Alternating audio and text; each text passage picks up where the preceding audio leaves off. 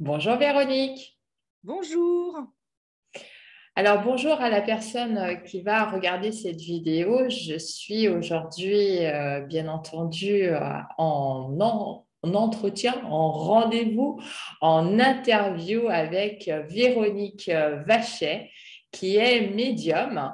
Alors, tu es médium avec, bien sûr, le canal avec les guides spirituels, les maîtres ascensionnés et puis les défunts. Oui, oui, oui, oui, oui. Tout ce petit monde, enfin ce grand monde, parce que c'est euh, c'est très énergétique. Donc on peut dire que nous sommes des enfants de 2 ans et demi devant des guides. Donc je dis ce grand monde, puisque nous sommes des enfants. Nous. Oui, oui, oui. Et tu te situes, toi, dans les Deux-Sèvres. Oui, dans les Deux-Sèvres, mon cabinet est entre Poitiers et La Rochelle. Voilà, exactement. D'accord. Donc, tu es médium depuis longtemps, depuis la Alors, je naissance. suis médium depuis mon enfance, hein, mais j'ai toujours refusé ma médiumnité parce que j'en avais peur. J'en avais très peur. Lorsque j'étais enfant, j'avais des grosses angoisses qui arrivaient dès la tombée de la nuit. Je dormais très peu. Je dormais jamais seule. Très peu seule, hein. Je dormais souvent avec ma petite sœur, d'ailleurs. Je l'embêtais pratiquement tous les soirs. Et parce qu'on me demandait, mais de quoi as-tu peur? Et je ne savais pas. Je ne savais pas de quoi j'avais peur, mais j'avais peur. Le noir, l'obscurité me faisait peur. Et donc, j'ai grandi comme ça, en voyant certainement des choses, mais mon cerveau a occulté tout ce que j'ai pu voir. Mais le souvenir que j'ai, c'est d'avoir toujours peur. Et j'ai grandi avec ça. Après, ça s'est calmé. Vers mon adolescence, ça s'est calmé. À 20 ans, je faisais des sorties de corps. C'était super. C'était vraiment super. Ça n'a pas duré longtemps. Ça s'est calmé après. Et c'est revenu lorsque j'ai accouché de mon premier enfant, de ma fille, Pauline. J'habitais dans le sud de la France, à Castres exactement. Et à Castres, je déménageais tous les ans. Je déménageais tous les ans, bizarrement, jusqu'à ce que ma dernière maison soit, on peut parler de ça comme ça, hantée. D'accord. J'en avais une frousse terrible. J'allais accoucher de mon premier enfant. On avait 15 jours de battement entre le logement qu'on laissait et la maison qu'on allait prendre, toujours en location. Et moi, voulant accoucher, voulant préparer toujours les choses, je disais à mon compagnon, on va retapisser, on va retapisser. Sauf que moi, j'étais toujours dans la maison à retapisser. Lui, il partait travailler ou il partait aussi le soir, parce que moi, quand je décide quelque chose, je le fais à fond. Donc, à 9h30 du soir, j'étais encore en train de tapisser. Et c'est là où ça commençait réellement. Mais j'ai eu une peur. Mais je voyais dans cette maison, elle était partagée en deux par un couloir. Et donc, il y avait 4 portes. Et en fait, je voyais des fumées, comme une fumée de cigarette, mais noire, passer entre les portes. Et là, j'ai posé mes instruments, ma balayette, tout ça. Je suis rentrée et j'ai dit à mon compagnon, à l'époque, je lui ai dit, il y a un problème, il y a un problème. Et je vois des choses. C'était un peu digne de Louis de Funès qui essaie d'expliquer quelque chose. Je pleurais en même temps. Et en fait, mon compagnon me regardait, il ne comprenait pas trop. On y est quand même allé vivre. Et c'est là où vraiment les choses se sont réellement déclenchées quand j'avais pas encore accouché. Et quand j'ai accouché, j'ai vu des gens qui se posaient devant moi. Mais alors là, la, la première, la première personne, la première âme que j'ai vue, elle s'est présentée à moi sous forme de volupte. C'est-à-dire que j'avais devant moi, en train de me regarder dormir au-dessus de mon lit, euh, une âme qui s'était matérialisée comme un nuage, mais que je voyais son visage et ses yeux qui me regardaient. J'ai poussé un hurlement. Je m'en souviendrai tout le temps. C'était affreux. Donc je tremblais. Du coup, j'avais décidé de plus dormir avec les volets fermés. Donc, Ah, volets ouverts, parce que je voulais absolument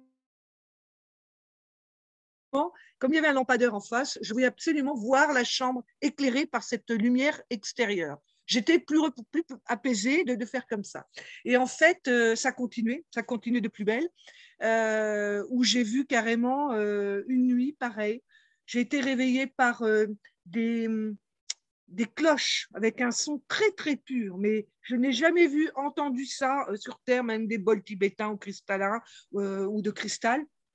Et ça m'a réveillée, et là j'ai vu dans le noir, parce que cette fois-ci, comme ça s'était calmé quand j'ai ouvert mes volets, qu'au bout de 15 jours, je ne voyais rien, je ne ressentais rien, mon compagnon m'a dit, on habite au rez-de-chaussée, il faut bien qu'on ferme quand même.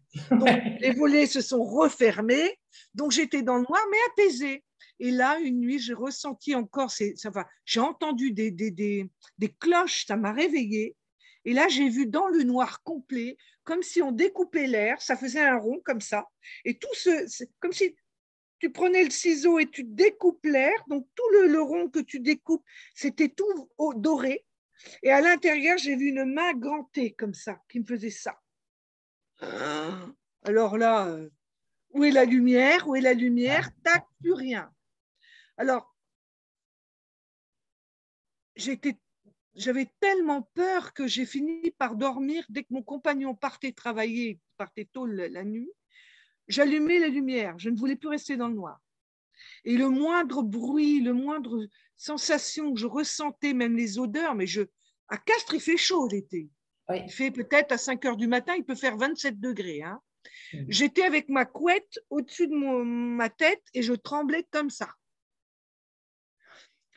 Nous sommes revenus dans les Deux-Sèvres, nous avons eu l'opportunité de revenir dans les Deux-Sèvres et là, plus rien. Donc j'étais en paix, mais complètement en paix. Plus rien. Donc, alors avec le regard que j'avais, je dis, bon, allez, c'est moi, c'est moi.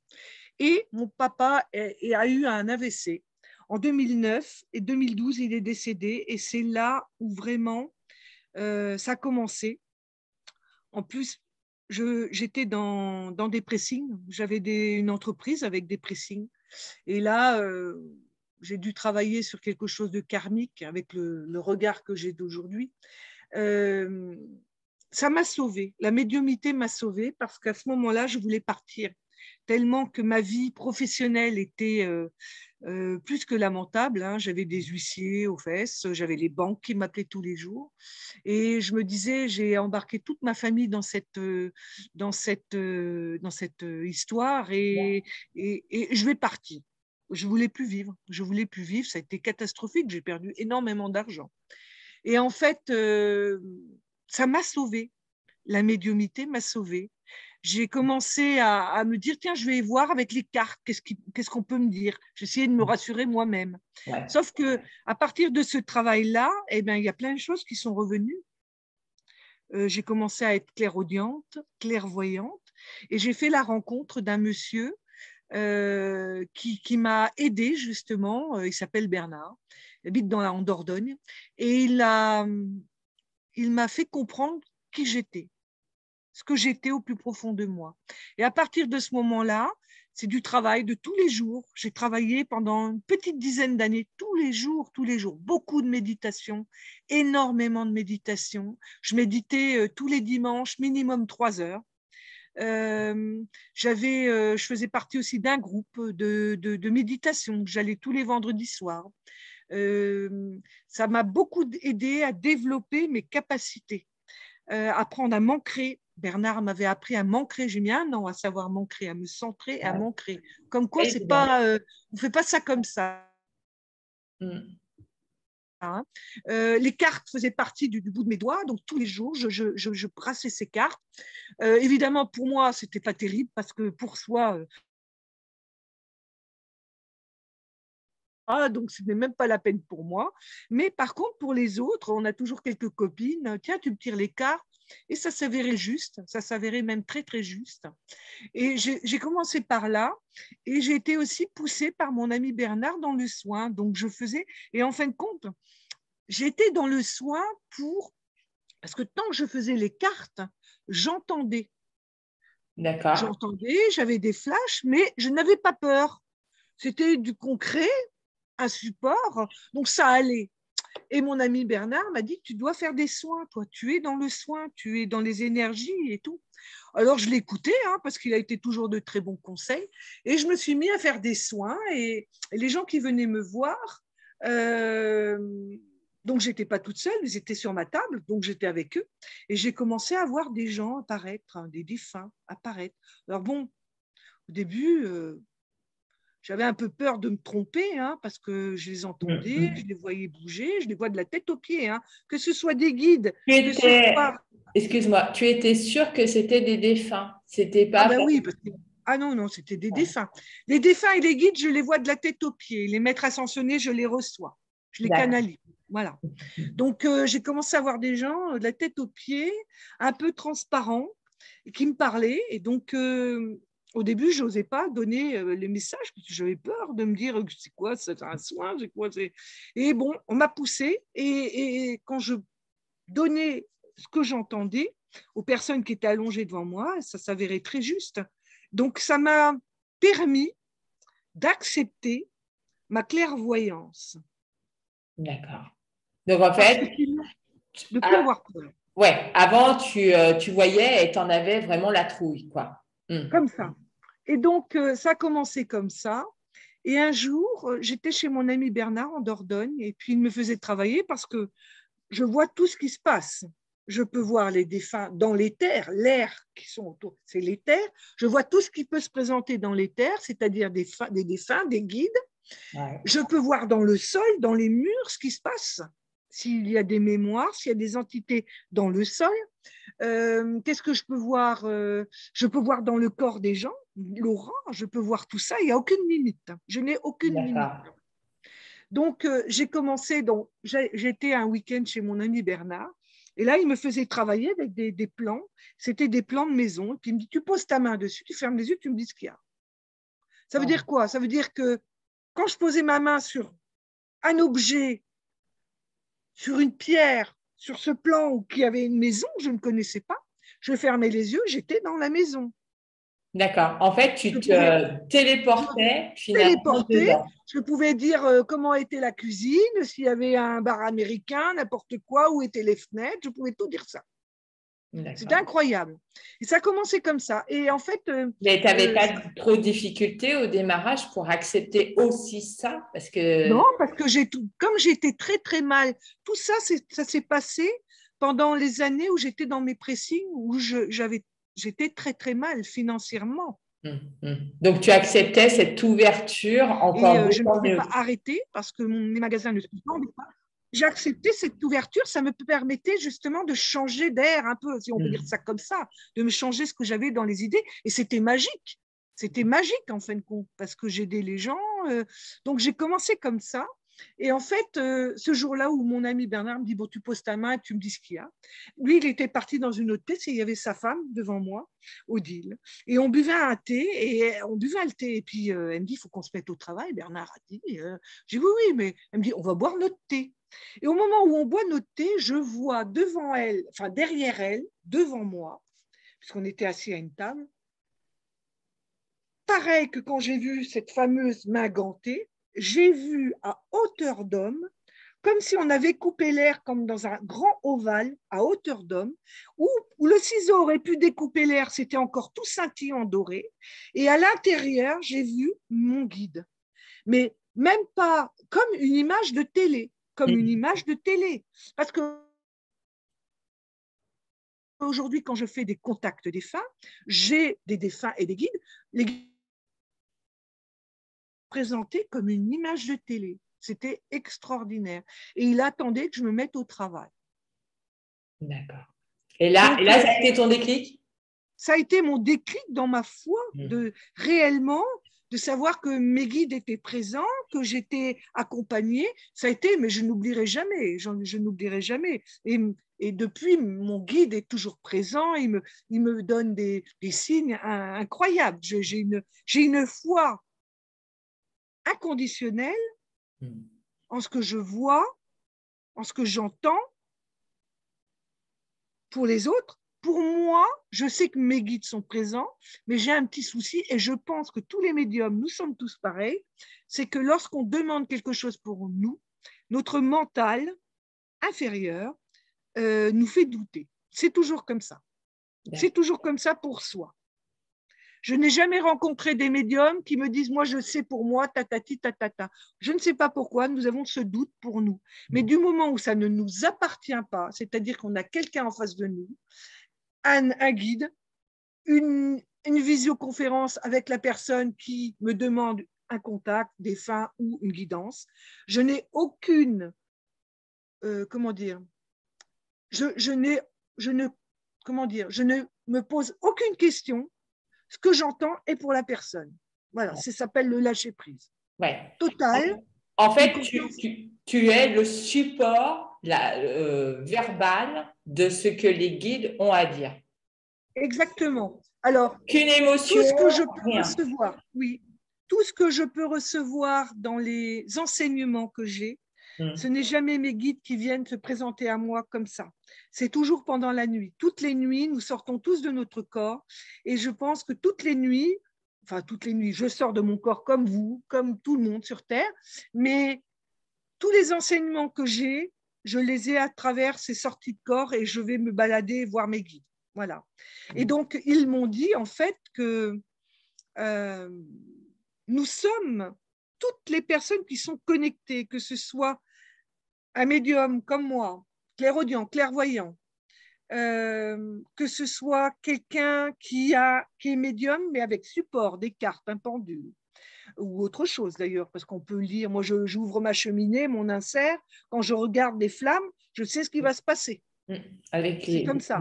Avec le feu. Ouais. Je n'ai aucune limite, Je prends ma tasse de café, je regarde le marc, je peux vous dire quelque chose. En fait, ce ne sont que des supports, mais ma médiumnité est là, ça m'aide juste. C'est plus facile pour moi, mais je m'en sers pas. Je décrète que je suis clairaudiente, clairvoyante, tout simplement. Mais je pourrais utiliser les cartes si je veux.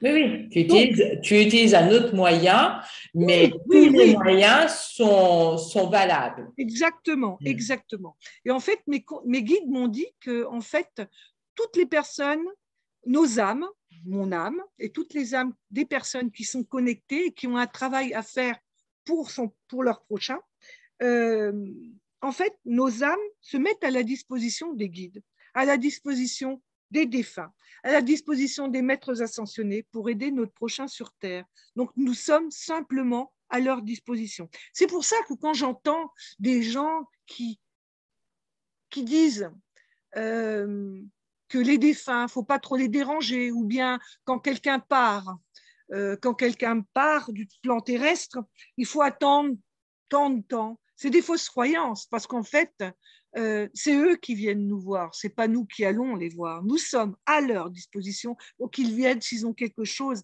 à nous dire. Lorsque, par exemple, si toi, un jour, tu viens vers moi, tu m'appelles, je veux un rendez-vous, qu'est-ce qui se passe en vérité? Toi, quelques jours avant, tu étais chez toi, tu étais peut-être en train de faire ta vaisselle et tout d'un coup, il y a quelque chose qui te traverse. Tu dis, tiens, je prendrais bien un rendez-vous avec Véronique. Cette idée qui t'a traversée, c'est tes guides. Ou c'est ton défunt qui te dit, tiens. Moi, je peux dire, parce que moi, je te connais. Et moi, quand je t'ai connue la première fois pour une guidance spirituelle, ce n'est pas mes guides qui m'ont envoyé une petite voix, mais en fait, ils m'ont envoyé ton image sur Facebook. Et quand j'ai vu cette image sur Facebook, elle m'a parlé à la curiosité d'aller à ta rencontre, en fait, sur le net. Et de cette rencontre sur le net, il y avait des mots qui sortaient du texte, en fait, visuellement, et qui en plus me donnaient envie, parce que la situation faisait que j'avais besoin de réponses aussi, comme tu dis, de se rassurer, mais aussi d'anticiper par rapport à ses propres émotions.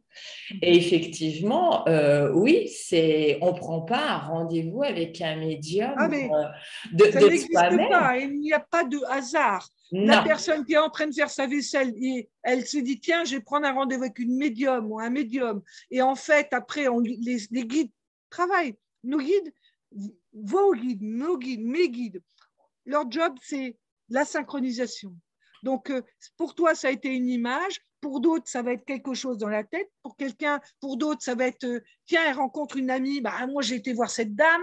Elle va voir. Tout ça s'appelle des synchronisations et c'est le travail de nos guides. Donc, il n'y a pas de hasard. Non. Il n'y a pas de hasard. Et donc, nous, personnes connectées, parce que tout le monde est connecté sur Terre. Tout le monde. Tout le monde a un minimum un guide. Que ce soit mon voisin qui est fermier ou qui est garagiste, ce n'est pas son job d'être médium, mais il est médium pour lui, pour avoir son guide. On a tous minimum entendu notre guide. Il nous a peut-être sauvé la vie, il nous a peut-être guidé vers un endroit. On a tous minimum un guide. Après, le travail, comme je fais, parce que j'ai que ça, je n'ai que ça comme travail. Oui, c'est ton emploi. Eh bien, c'est parce que mon âme, à travers d'autres vies, a déjà travaillé très longtemps toutes ces capacités. Et dans cette incarnation, j'ai décidé de remettre ça en place pour fluidifier. À chaque fois qu'on vient sur Terre avec des capacités, on fluidifie, on améliore. Oui. On grandit son âme. Exactement.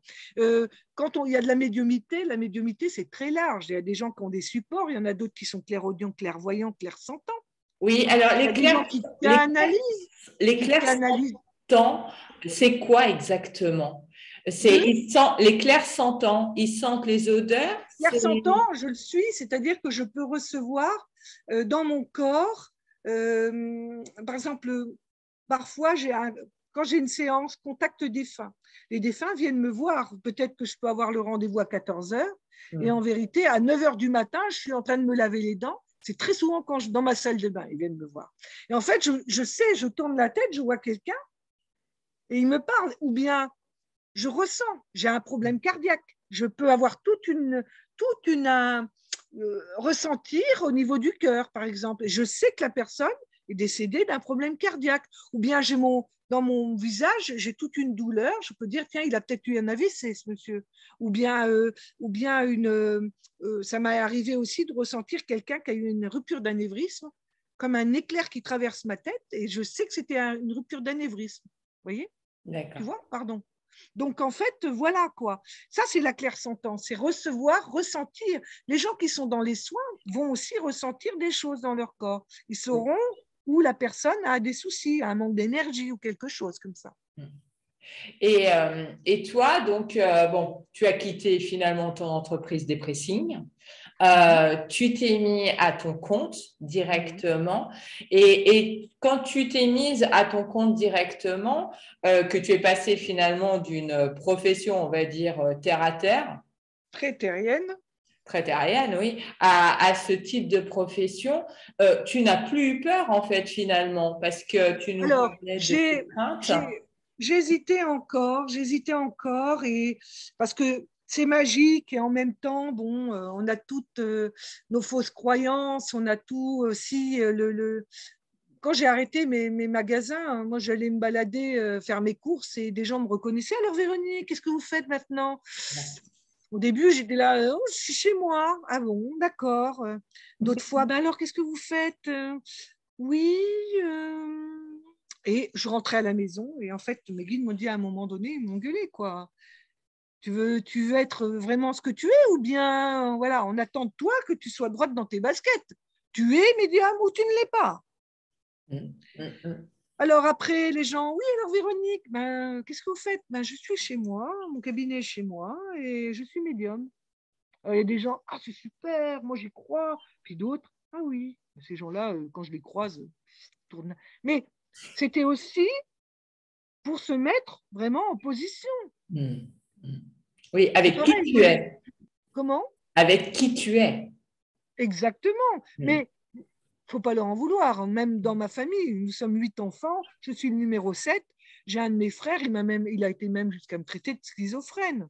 Oui. Mon guide me disait, ne lui en veux pas, c'est du chinois, il n'est pas sur les mêmes avancées spirituelles. Tu ne pourras pas lui expliquer, il ne le comprendra pas. C'est du chinois encore pour lui.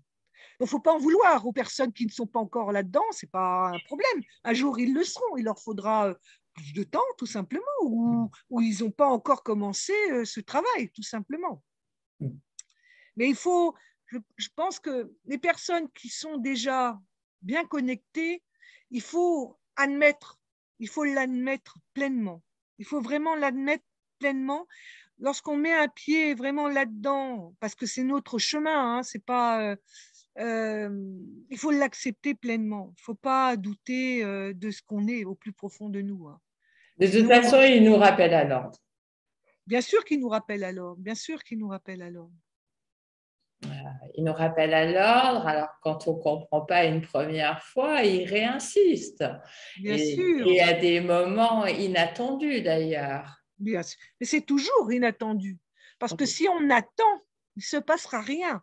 Si on est en position d'attendre, on n'y arrivera rien. C'est lorsqu'on est complètement lâché prise que c'est là où la magie opère.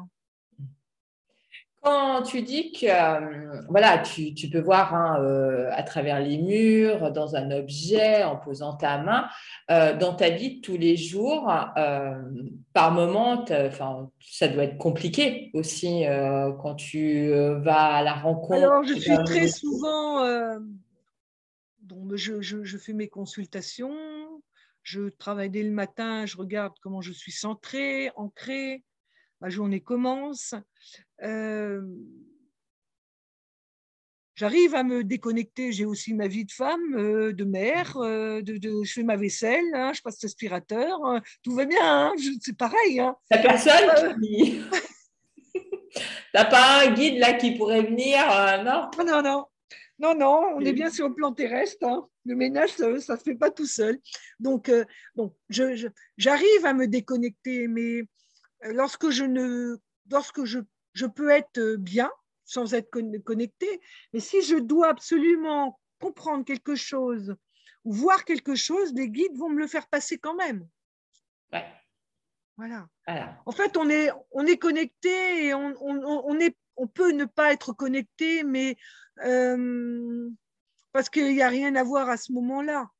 Il ne faut pas inviter un médium dans un repas. Il ne faut pas inviter dans une soirée un médium. Parce que même si, par exemple, moi, je ne veux pas, je ne suis pas là pour ça, à un moment donné, on voit derrière les personnes des gens qui se baladent, il y a ton père, il y a ton grand-père. C'est un sacerdoce, en vérité. Une fois qu'on met le pied, le médium, c'est quoi? C'est quelqu'un qui a un pied sur le plan terrestre et un pied sur l'autre côté. Oui. Donc, on a les deux mondes, on a la possibilité de... Et en fin de compte, qu'est-ce qui se passe? Notre corps physique, il est présent là, mais lorsque je suis en médiumnité, mes corps éthériques basculent comme ça. Donc, on a cette possibilité tout simplement. Par moment, ça doit être épuisant aussi. Tu te fais des... Alors, j'aime pas le terme routine, moi. Le mot routine, pour moi, tu vois, ça a plus de sens à la fin, une routine. Mais tu écoutes ton énergie en disant, bon, là, aujourd'hui, c'est pause parce que j'ai besoin de me reposer ou pas, ou tu as instauré un Alors, il ne faut pas système. rentrer dans les émotions et forcément, on ne doit pas rentrer dans l'émotion. Ça ne nous appartient pas. Moi, quand j'ai quelqu'un qui est en face de moi et je fais un contact défunt, une mère qui a perdu un enfant, elle va pleurer ou d'autres même. Hein. C'est des tranches de vie parfois, les séances. Hein. Il n'y a pas qu'on voit à la télé. J'ai des meurtres, j'ai des gens qui viennent se présenter qui sont morts. On les a tués, par exemple. Donc, c'est tout. C'est comme à la télévision, hein, ce qu'on peut voir hein, parfois. Hein. Oui. Donc, moi, ça ne m'appartient pas. Je n'ai pas à être atteinte. Qu'est-ce qui fait qu'on est fatigué? C'est parce qu'on rentre dans l'émotion. Moi, je n'ai pas à rentrer dans l'émotion, ça ne m'appartient pas. Lorsque je fais une guidance, les guides, je suis là pour répéter simplement ce que les guides ont à me dire, et à cette personne, moi je suis simplement l'intermédiaire. Les guides donnent des clés. Je donne des clés à la personne à travers ce que les guides ont à leur dire. Mais en vérité, ça ne m'appartient pas non plus. Moi, la personne, elle repart de chez moi, de mon cabinet, elle a les clés en main, elle en fait ce qu'elle veut. Moi, ça ne m'appartient pas. Oui, donc en fait, tu n'as pas cet épuisement puisque Alors, l'émotionnel. si, quand même, faut être juste. Au bout d'un certain moment, même si on ne rentre pas dans les émotions, il faut dire une chose, c'est pas rare que des gens viennent me voir pour avoir des nouvelles simplement de leur défunt. C'est comme si on prenait des nouvelles au téléphone, parce qu'ils sont OK, parce qu'ils ont ils ont une ouverture. Mais la plupart des personnes, c'est très souvent dans un schéma de tristesse. Ou bien les guidances, quand il y a des gens qui sont déjà ouverts, qui ont un travail, qui sont déjà dans leur chemin, c'est super. Mais quand on a des personnes qui ne sont pas du tout ouvertes à ça, et que les guides leur mettent des coups de pied aux fesses, ben, je le sens aussi, des choses comme ça. C'est pas... Donc, au bout d'un moment, quand on fait au bout de 3, 4, 5 mois, qu'on a tous les jours des gens qui sont comme ça grignote à un moment donné. On aimerait changer d'air un petit peu pour voir autre chose. Oui, Donc, je fais des pauses. Je fais 2 pauses dans l'année en général. d'accord. Deux pauses d'un mois où je ne fais rien. Je change d'air. Je m'en vais. Ouais, ouais. Ah ouais. Oui, tu penses à toi. Ben, il faut parce que c'est pas. Vous savez, c'est comme, je ne sais pas moi. Moi, je tire le chapeau aux pompiers quand ils sont sur la route et qu'ils voient des accidents, des enfants, des choses comme ça. À un moment donné, c'est pareil, toutes ces professions où c'est très dur, à un moment donné, je pense qu'ils ont besoin de changer d'air hein, de temps en temps. Hein, parce que c'est pas toujours rigolo, hein, c'est pas toujours rigolo. Hein. Donc finalement, à l'heure d'aujourd'hui, eh bien, tu exerces aussi bien pour une guidance spirituelle, voire contact défunt, mais au démarrage, tu as aussi tout de suite débuté avec les deux ou Ah, tout de suite. tout de Lorsque suite? j'ai quitté les pressings, j'ai accepté un matin, je me suis mis sur le bord de mon lit, j'ai ouvert mes bras, comme j'ouvrais mon cœur, j'ai Hmm. parlé à mes guides, et je leur ai dit, j'accepte mon travail, j'accepte mon chemin de vie, j'accepte d'être à votre disposition, je suis à votre disposition. Voilà. Mais ça a commencé direct. Hmm. Voilà. Et ton compagnon? Mon compagnon, bah écoutez, mon compagnon, il n'y Lui, croyait il a pas du tout. accepté. Oui, Parce il a qu'il était accepté, il a dans accepté. la Oui, France. oui. Ouais. Tout le monde a accepté, tout le monde a accepté. De toute façon, les guides font que. Bah, non, parfois, on peut très bien avoir un travail à faire à travers différents plans et que la personne à côté de nous n'accepte pas du tout. Mhm. Et en fait, le deal de l'incarnation, c'est d'avoir un compagnon qui peut-être a juste à l'éveiller. D'accord.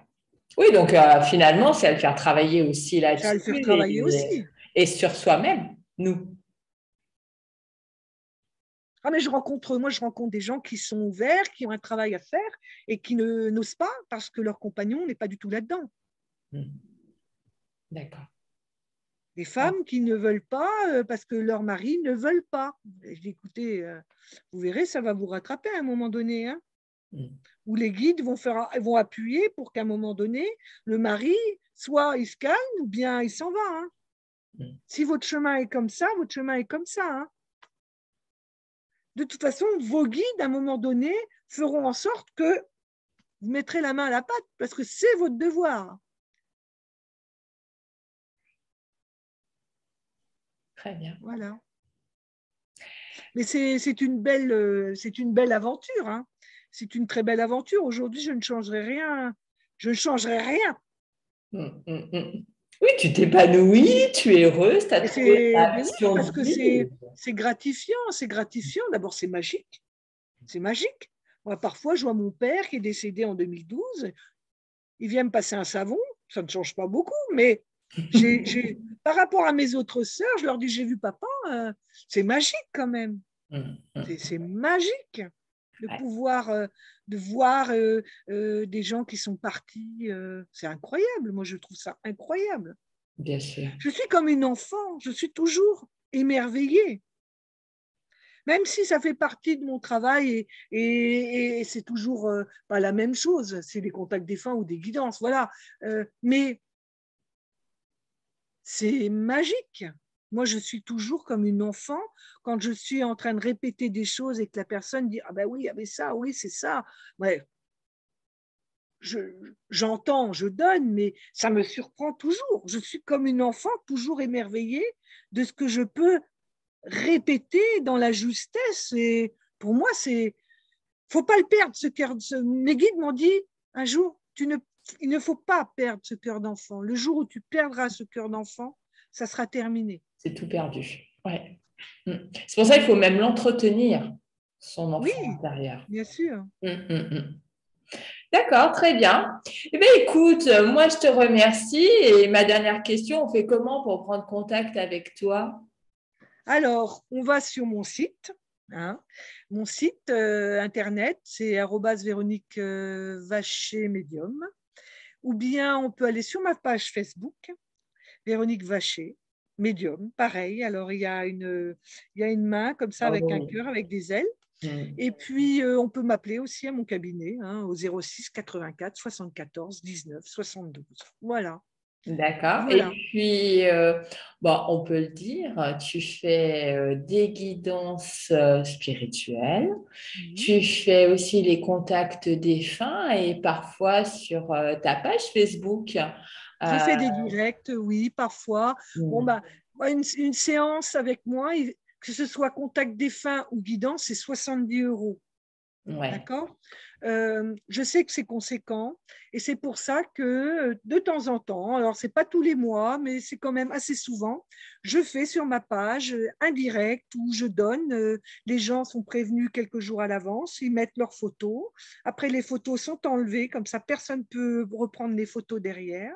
Et je découpe pendant une demi-journée toutes ces photos et je fais ce direct et je donne des messages de défunts ou de guides. Voilà. Et c'est gracieux, voilà, c'est ma façon d'aider aussi autrement hein, les personnes, voilà. Après, ce n'est que quelques messages. Après, c'est vrai qu'une séance avec moi, ça dure 1 heure et je suis ce qu'on appelle le médium spirit, c'est-à-dire c'est pas, je suis pas là pendant 1 heure à vous donner 3 messages. C'est une conversation que j'ai avec les défunts et les guides. Ah, moi, je confirme. Donc, faut être prêt aussi. J'ai une énergie très particulière. Je suis là aussi pour booster les gens. Et les guides savent très bien que je suis là pour mettre des coups de pied aux fesses. Hein. Quand on vient en guidance avec moi, on repart d'une guidance, on a des clés. Oui. Et inutile de venir me voir au bout de 3 mois parce qu'on n'a pas travaillé. Je vous envoie sur les roses. Je veux que vous travailliez. Je ne suis pas là simplement pour vous Oui. donner. Je suis là pour vous aider à travers les guides me traversent et ils se servent de mon énergie qui est assez. Voilà. Donc, il faut être prêt. Et les contacts défunts, il faut être prêt aussi parce que c'est des véritables conversations que j'ai avec les défunts. Donc, voilà, c'est pas en 1 heure, vous n'allez pas avoir 3 messages. C'est vraiment tac, tac, tac, voilà, du tac au tac. Voilà. Parfait. Et ben moi, je te dis un énorme merci. Là, c'est moi. Merci beaucoup hein, pour ta confiance. Merci d'avoir pensé à moi. C'est très, très bien, tous ces petits interviews. Hein. Merci. C'est très, très bien. Bah, mon objectif, c'est d'être une passerelle. C'est à la fois de réunir les différentes personnes comme moi, lambda, pour pouvoir leur montrer tous les Oui, chemins tu ouverts. seras une deuxième Lilo Massé, hein, et Lilou, c'est ça, Lilou? Oui, Lilo Ouais. Massé, oui. Tu seras une deuxième, une seconde, et puis tu bougeras aussi. Tu ne resteras pas que chez toi. Tu iras faire des interviews à un moment donné. Tu verras, il faut t'en donner la peine, mais tu vas voir, ça va payer. C'est un travail, c'est bien ce que tu fais. Bravo. Je te remercie. Je remercie la personne qui a regardé cette vidéo et puis, eh bien, je recommande chaudement Véronique Vachet par expérience. Merci. Au revoir. Au revoir à tous.